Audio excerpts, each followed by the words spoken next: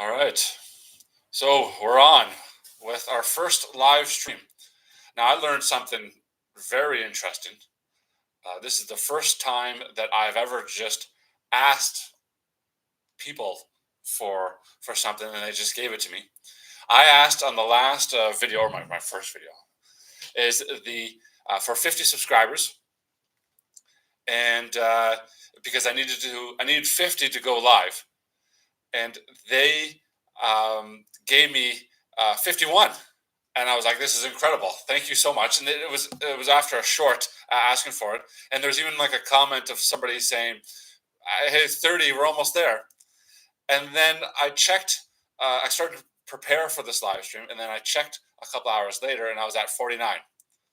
So I immediately thought, "This is one of my friends playing a joke on me, probably a bunch of them, and they were going to hold me hostage at 49 until until they made fun of me or something like that."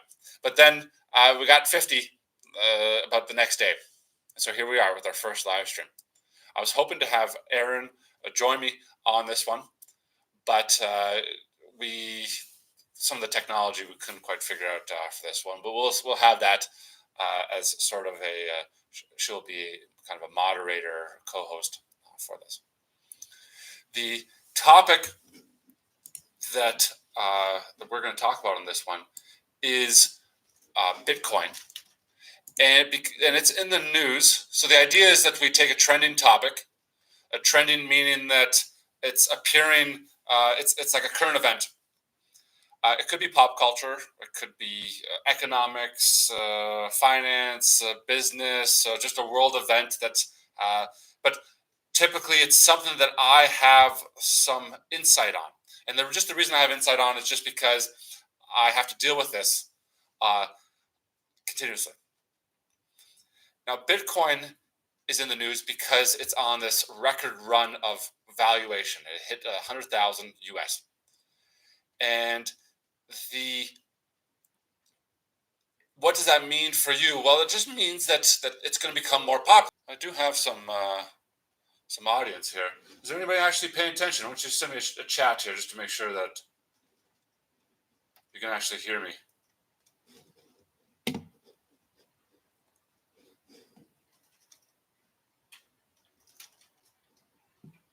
Oh, hey, okay, hey, they're there. So, it's becoming more popular now, and that just means that it's on people's minds, and people think that they don't want to miss out on it, especially if it's easy money, because that's basically what it is right now. It seems like it's very easy money for them. So some of them, so it's becoming just like more mainstream. Now, do I know anybody who uses Bitcoin? I know a couple people that sort of dabble in it, but it's almost like gambling to them. So they sort of just treat it maybe like some of the stocks and so forth. They sort of got into all those hype ones. They got into the weed stocks, for instance, stuff like that. And they got into Bitcoin. I don't know anybody who actually keeps it on hand, or on hand. I don't know anybody who really knows much about the technology with it, and I don't know any businesses that use it, or none of the businesses that I deal with. I did do some searching, and I saw that like Home Depot accepts Bitcoin, but that was about it. There's only about 4 or 5 companies, not a whole lot. How I got into it was on Reddit, which is like a forum, an online forum, and I was just noticing a lot of buzz about it, and I had just a little bit of cash, so I went and got an account with a Bitcoin market called CoinSquare, and it was okay, but extremely high fees. Luckily, it was tripling, quadrupling in value, Bitcoin, so it didn't really matter what they had for the fees, and they're probably saying the same thing. And I bought the Bitcoin through them, and they put it into like sort of a my own digital wallet. And so I would log on to the website, and there I would see my Bitcoin, just like a bank account. But there wasn't anything I could do with it. All I could do was just hold on to it. And I did hold on to it for about 6 months. And that was when it first took off. That was about 2017. And I sold it all, actually, to buy into Lifco. This was the idea. So I do have some history with it, but I have never actually held the Bitcoin itself. I've never transferred it, bought and sold it without a marketplace. And I don't have any anymore. I got rid of it all. I went back into it once during COVID, soon after again, made a little bit of money, but then again, I needed the money for Lifco. So I just I just invested into Lifco instead of holding this digital currency. Now, there are some alternatives. I actually, when I bought it, I forgot about this. I bought 7 of the alternatives, and they all went up in value. And some of the ones, like they had different, for instance, to do a transaction in Bitcoin, it costs about $30. That's because of the electricity required.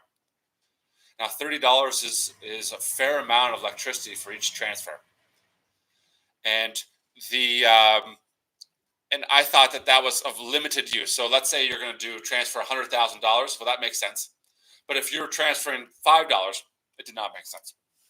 So they had some other cryptocurrencies that instead of $30 a transaction, they had like 30 cents. So I thought, well, some of those are going to take off for micro transactions or small transactions. Let's say you want to buy a pack of gum. That would be useful. We at Lifco, we sell some things that are under about we'd say small transactions from a $25 to $750, and a $30 fee on that would be quite a bit, depending on the margins of the stuff.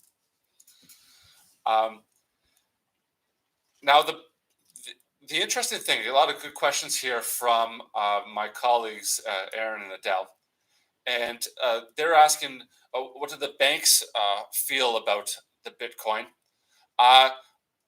I don't think that they care. I don't think they want anything to do with it. And that's a very interesting point there about the banks, because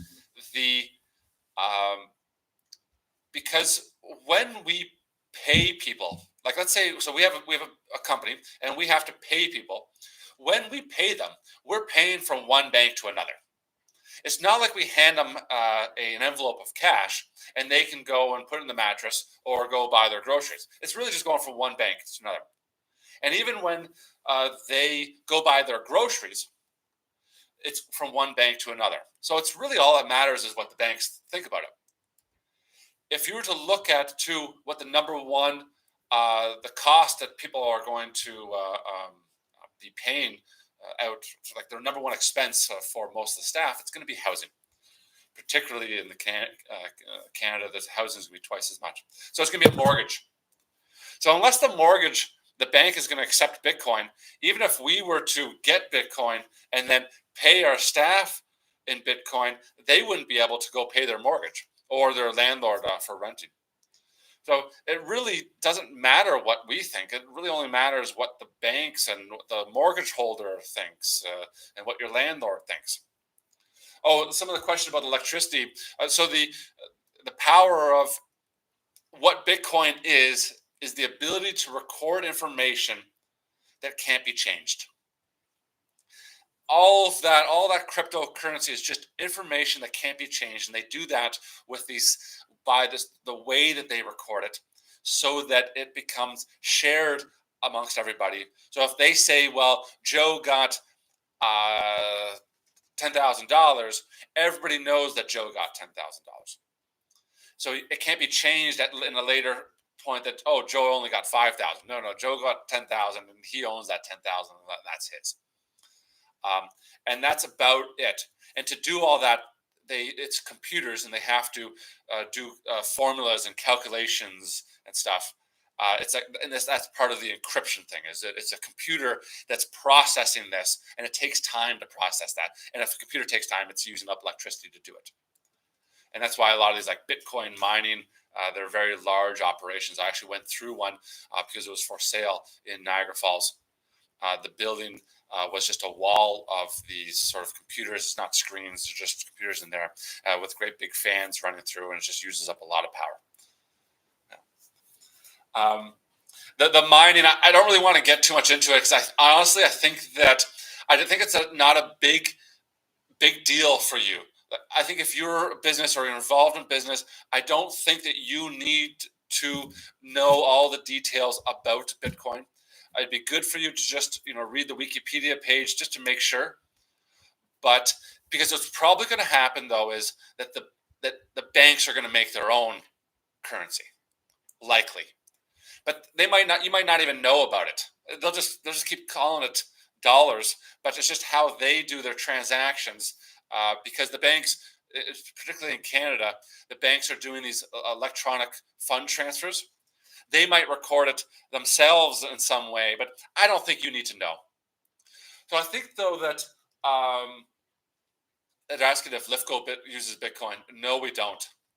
And we have 8 programmers. So, and I like to stay on top of all the technology. And there's actually a good story behind that, but I'll save that for next time. We don't use anything, and a lot of it comes down to the risk of it. And if somebody was to say Bitcoin, hey, I want to pay you in Bitcoin. First of all, I'd ask, like, I'd wonder why they don't want to just pay in dollars, either whether U.S. dollars or Canadian dollars. If they did, I would say to them, yes, I'll accept it. If something goes wrong on it, though, you are at risk, meaning that it's not mine until I transfer it, which at that point, they might as well just transfer it themselves. There's just no reason for it. The only reason that I would think would be that they are from some country and they are trying to, a country like Iran or North Korea and a little bit of Russia, but Iran and North Korea mainly, that you're on some list here and you can't get access to these dollars. In which case, I don't think I even want to get involved in it. It's just not worth the hassle. And are Bitcoin earnings taxed? So that's a really complicated one, and that's part of the risk as well. You would need to get an accountant on there. I would, yes, they're taxed.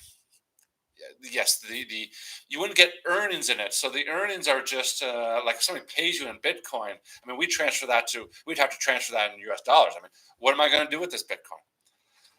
If I'm buying all this Parker inventory and I'm paying the staff, I got to pay them in dollars. They're not going to accept Bitcoin. So the moment I transfer it, then it has a value, and then it doesn't really matter. So it's all just normal stuff. The problem would be is if you had Bitcoin and you held on to it, or you sold it at a later date when it changed value, then it'd be like, is it a capital gain or is it income? I think that you probably are just going to get just be reasonable. I think if you made a bunch of money, just pay your taxes on it, and just declare it, a portion of that, and you're probably going to be fine. You're not going to be making huge amounts of money on it. If you have some great big windfall, pay the tax man so you can sleep at night. Yeah. Some other questions. Let me just make my screen a little smaller here.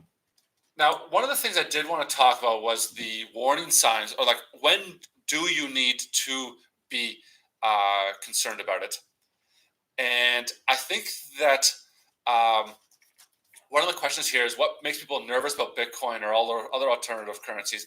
I think when you need to be concerned about it is when they're not nervous, because if you don't know what you're doing, you could lose all your money in a hack very quickly. If people start becoming comfortable with that, if they start having like insurance against that, If the banks are now starting to do it, then you need to get involved in it. But I don't see that happening. I mean, why would the banks? By the way, there's the creator of pretty much of every single cryptocurrency. The creator always takes some of the money for themselves. Some say the reason why Bitcoin took off is because the creator of Bitcoin never actually cashed in any of his Bitcoin. But the creator of it has got like $100 billion worth. So now the banks would have to then sign up for this currency and basically give this other guy $100 billion of the value. So why would they do that? They wouldn't. They would just go create their own, and they'd give themselves the a portion of the money. That's why. So I think what makes people nervous about it though is that they is the unknown with it. Like for instance, if right now people use electronic fund transfer (EFT). In the U.S., it's called an ACH, or a wire transfer for large dollar values. A wire transfer is instant. ACH can take up to 2 days. It's run by the Treasury, I believe, but they are creating one that's instant, an ACH one that's instant, and it's just for Americans. So if you pay something that's outside of the U.S., then you would pay by wire transfer. And in Canada, they just call it an EFT. I believe that the banks just have their own system that's like an ACH that they just communicate with each other, and it's instant. It's a great service. There's also some small ones that are like smaller dollar value ones, like a PayPal would be a great one. It's very quick, and PayPal's probably being used more. We used to use it a lot with our TRK attachments, and then we stopped because I was so sick of dealing with PayPal. They were such a pain to deal with. But I would love an alternative to PayPal of people that are easier to deal with. But you couldn't even talk to anybody at PayPal. You could never get somebody on the phone that knew what they were doing. Nothing. Uh, so the best is just working with the banks using these EFTs. In Canada, they also have an e-transfer, which is like a $3,000 limit, which is a fantastic service. And we will pay people through e-transfer. It's just $1.50 fee.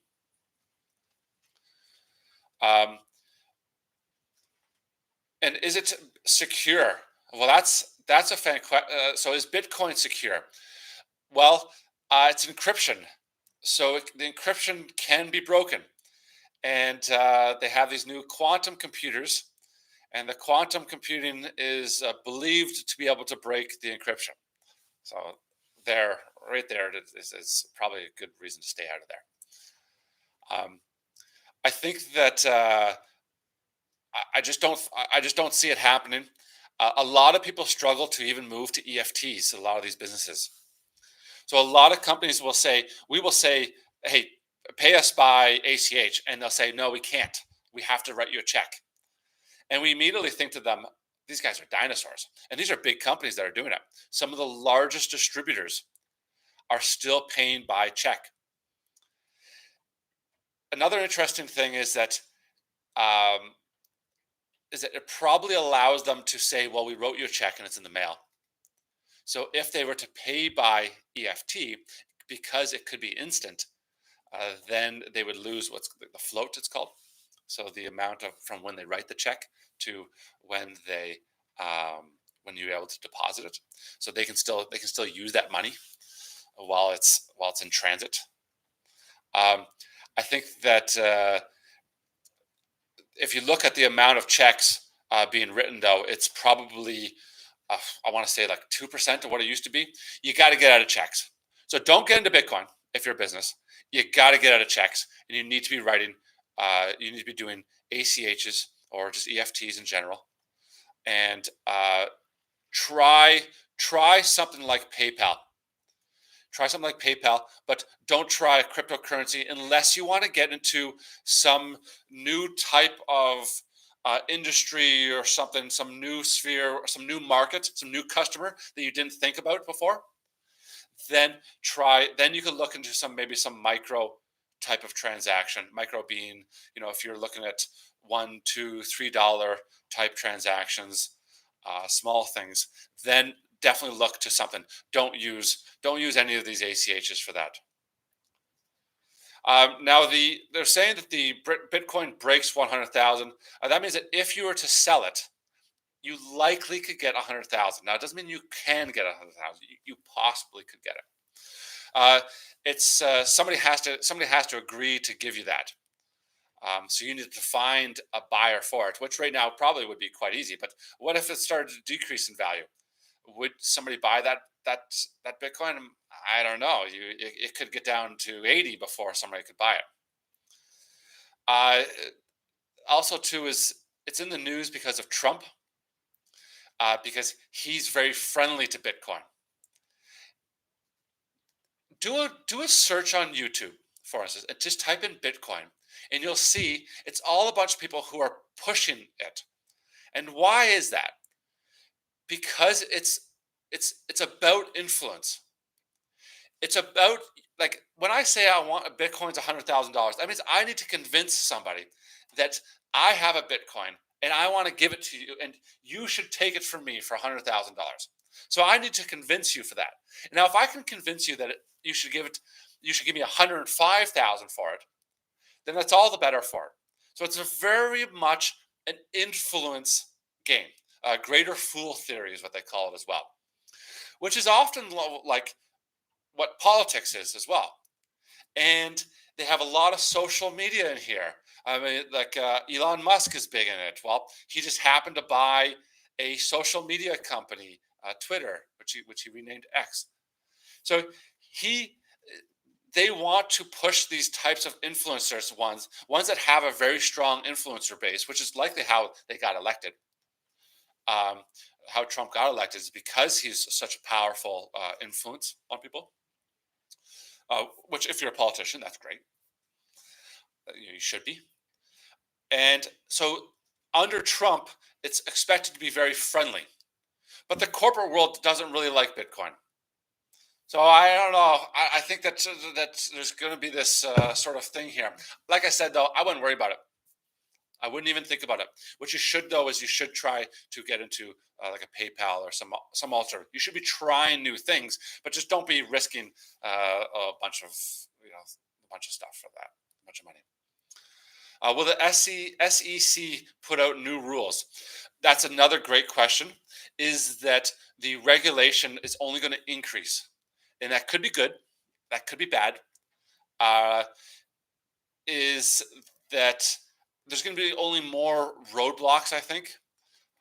But I don't think. I think if you were to get it, you were immediately converted to cash, to US to dollars, anyways. So who really cares?